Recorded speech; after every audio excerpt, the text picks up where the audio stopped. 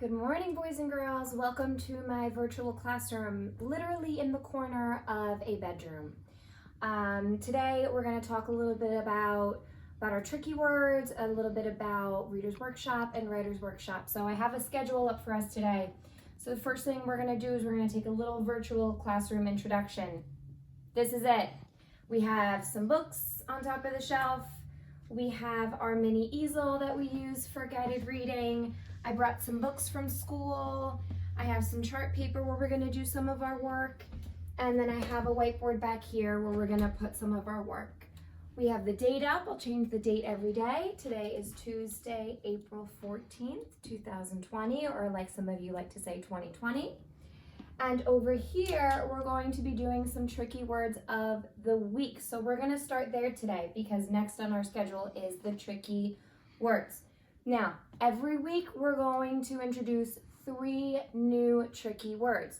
These words that I'm about to show you are words that we already have practiced, but they are really tricky, and I see that sometimes when you're reading you get stuck on those words.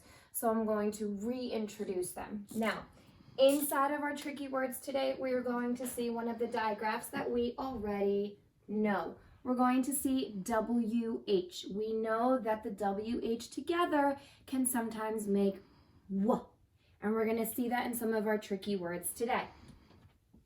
Now, today's first tricky word is the word which. We see our WH, which makes the W sound, and we see our CH at the end that we know makes the, that's right, the ch sound. This word is which. Like, for example, which ice cream do I like better, chocolate or vanilla? So instead of putting it here, I'm going to put it right here since that is our first tricky word of the week. Our next tricky word of the week, I'm going to give you some time to see if you remember it. What is this word? This word is where. Like, where are my students right now? So we know that the WH makes the W sound, but the tricky part in this word is the ERE. This is making the air sound. That's super tricky. So just for a quick second, I'm gonna pop that up here and I'm gonna underline the tricky part of the word. And we're gonna put that where? Right here under our which. Our third tricky word today, boys and girls, is, let's see if you remember what this says. This word is who. This word is the trickiest of them all because the WH that we talked about makes the W sound, doesn't make the W sound here. You hear at the beginning. So I'm just gonna stick this up here quickly, but I'm going to underline the whole word because every part here is tricky. The W and the O we know makes the sound, but at the end here we hear ooh, ooh, who. Okay, so I'm gonna stick who under there. Now, what is your job with the tricky words at home? You can put them on index cards like I did and stick them on a wall every time you pass them. Just read the words.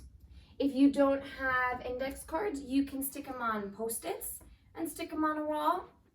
If you don't have Post-its, get a blank sheet of paper and write them on the piece of paper, but post them up. Put them on your refrigerator, put them on your bedroom, put them anywhere that you want, but I want you to at least read them every time you pass them. The more you read them, the more you'll remember them. Okay? All right. So we did our virtual classroom introduction. We have done our tricky words. So today it is time for our Reader's Workshop mini lesson. All right, boys and girls.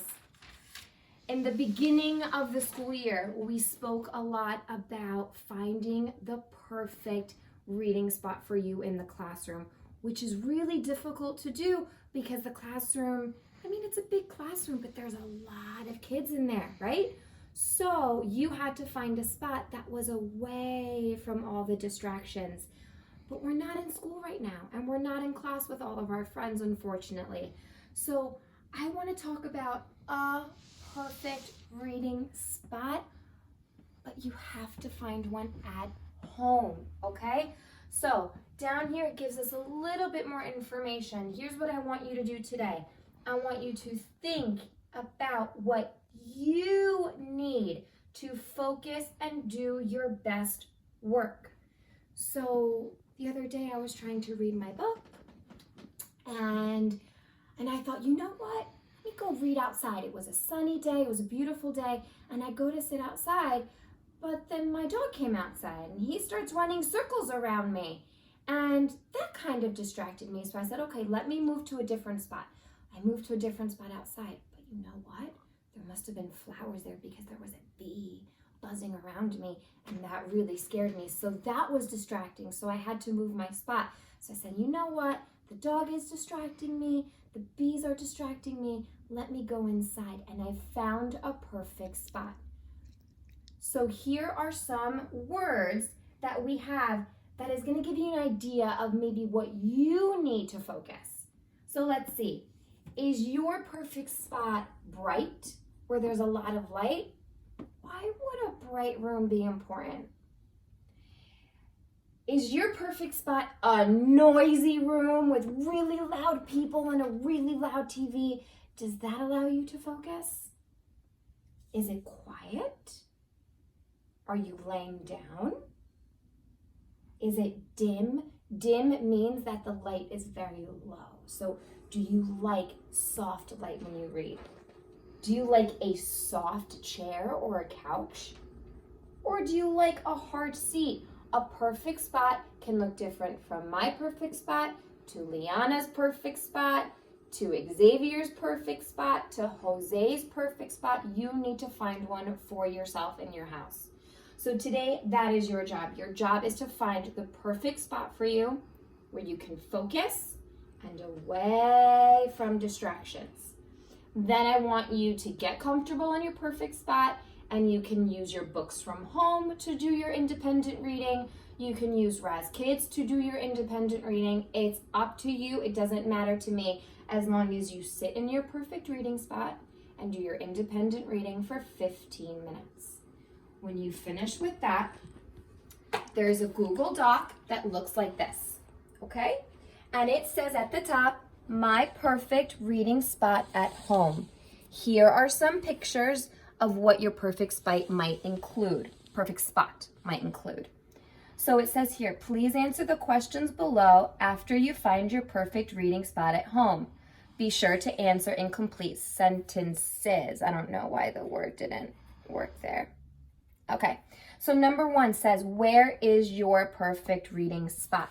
So mine might say, my perfect spot is on the, I can't fit the word couch, so I'm just going to put it down here. My perfect spot is on the couch. Notice I wrote in a complete sentence. Down below, it says 3 words to describe my perfect reading spot are, and here you don't have to answer in a complete sentence. We can just use our bullets and we can bullet that. So mine would be on a soft couch. So it's soft.